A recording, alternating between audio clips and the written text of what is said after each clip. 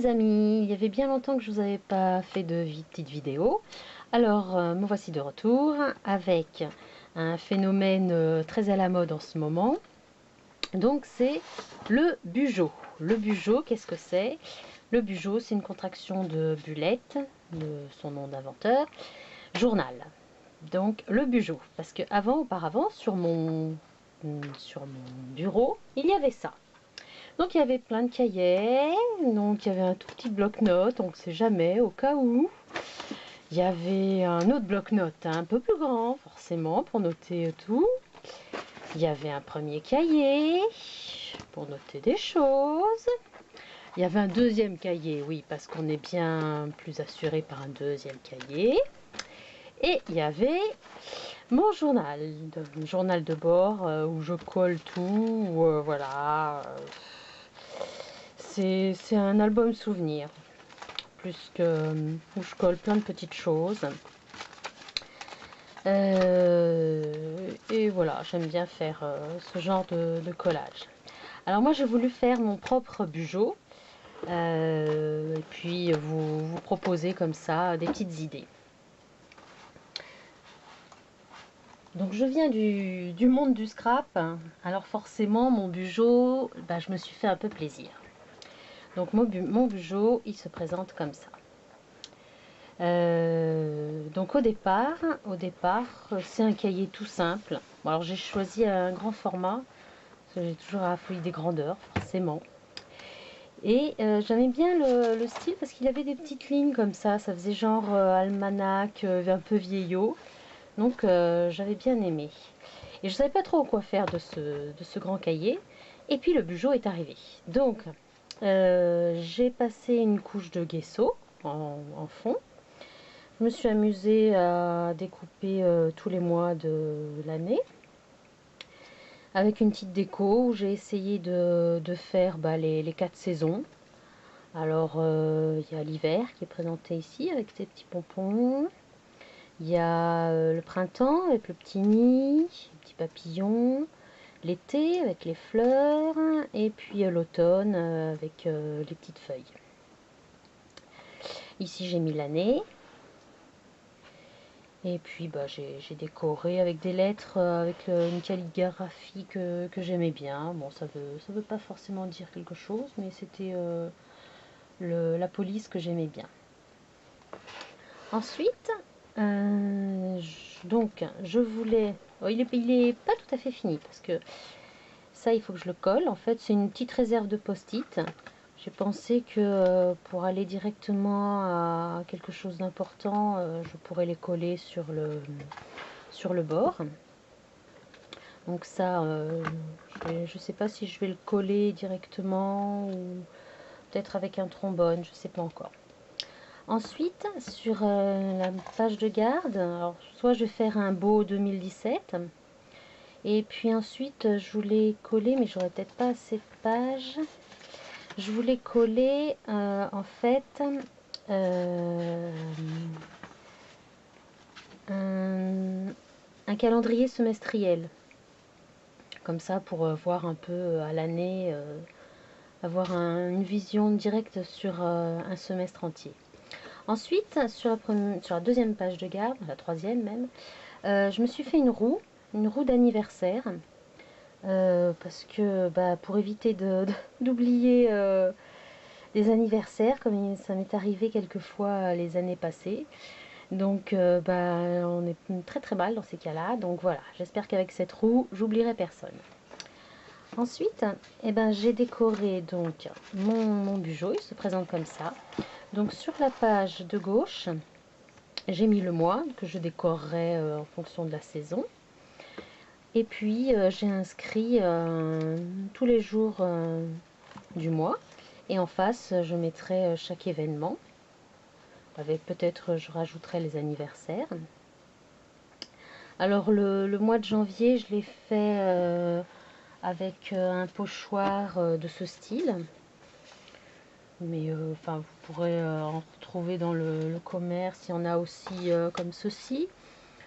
Ils sont pas très chers, hein. Ce sont des pochoirs vraiment très, très peu chers. Et Alors j'ai vu un tas de choses sur les bugeos, comme quoi il fallait un cahier spécial, il fallait des feutres spéciaux.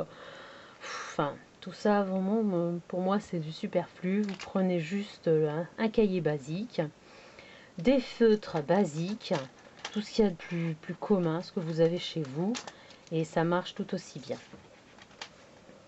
Ensuite, sur la page de droite, le principe du bujou, c'est de faire des cases où vous allez remplir tout ce qui correspond en fait à mes anciens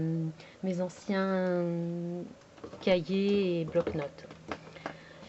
Donc, vous pouvez faire plein de... Alors moi, je choisis des ronds, des carrés. Alors, il y a la catégorie affaires, shopping, important. Mais vous pouvez rajouter un tas de catégories. Vous pouvez rajouter... Attendez, ça je vous le montre après. Donc vous pourrez rajouter ne pas oublier, vous pouvez rajouter cuisine, vous pouvez rajouter choses à faire, choses à payer, choses... Enfin, vous pouvez rajouter ce qui vous correspond le plus, ce que vous avez l'habitude avec vos listes de faire. Il y aura à lire, à faire, à acheter, à voir, ce qui est important, à payer, enfin tout ce que vos listes contiennent d'habitude. Donc voilà, donc j'ai fait ça pour tous les mois. Donc celui-là, je le décorerai aussi en fonction de mon humeur, en fonction de ce qui va se passer en mars. Et puis bon, là, ça c'est forcément, hein, ça sera en avril. Donc comme ça, au fur et à mesure, j'ai fait tous les mois. Alors ça prend pas beaucoup de temps. Et en 2-3 soirées devant la télé, c'est bouclé. Ensuite, vous pouvez décorer. Alors le but du bijou, c'est de décorer toute la page en fait. Qu'il y ait presque plus de blanc. Et donc, avec d'autres pochoirs, vous voyez, j'ai pris d'autres pochoirs. J'ai essayé de changer suivant les mois. Mais suivant les mois, vous pouvez faire des petits dessins comme ça. Alors, je me suis toujours laissé une petite marge au cas où j'aurais un truc à coller ou où je vais oublier quelque chose. Alors, les pochoirs, c'est pareil, hein, vous en avez des pas chers. Très facile à utiliser, vous voyez ce genre d'arabesque, ce genre aussi d'arabesque. Vous en avez, donc là c'est pour faire mes petits gabarits de cadres et de ronds. Et puis il existe aussi des pochoirs sur un fond vert, sur des pochoirs de ce style où vous pouvez mettre tout plein de décorations, faire des frises, des bordures, enfin voilà. Donc moi je les ai fait en noir, mais ça c'est pareil, hein, ça c'est vous qui... Je me suis dit je vais les faire en noir, comme ça je vais écrire avec un stylo 4 couleurs, et puis je vais rajouter des couleurs au fur et à mesure. Comme ça, il sera. C'est vrai que là, il est un petit peu triste, mais vous verrez, il aura plein de couleurs à la fin du mois de janvier. Ensuite, comme c'était du papier assez fin, vous voyez, ce papier, il était très fin quand même. Et quand j'ai fait ma première page, je me suis aperçue que derrière, je ne pouvais pas remettre un autre mois parce que ça avait pas transpercé, mais on voyait vraiment du noir, on voyait tout le noir derrière. Donc j'ai sauté à chaque fois une page. Et après je me suis dit, bon, qu'est-ce que je fais? Je les colle ensemble, les pages ou pas?